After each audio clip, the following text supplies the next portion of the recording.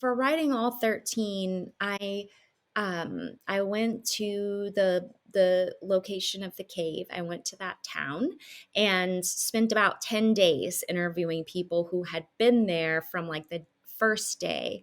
And I did talk to the divers, the rescue divers, talk to the military people who were involved in that. But like I think the most important people that I talked to were kind of just like regular volunteers, because they were, it's I think what people forget about it is that like this happened in a really small town, and in a small town everyone knows each other. So these rescuers were just like regular people, business owners or workers in the community who volunteered to come and help out in any way they could. And then they know those boys and they know the families. So like you're getting all these incredible stories, and they're so invested in it emotionally. I just could never have written it without talking to them in person.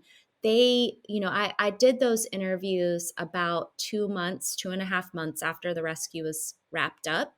So enough time where people could like articulate what happened.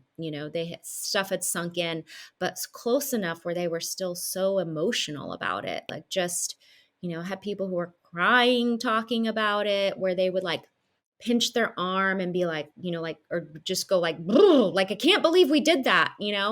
Um, so I think that's, people talk about how the story was very tense and it was very intense to read, even though you know from the beginning that they're all going to live.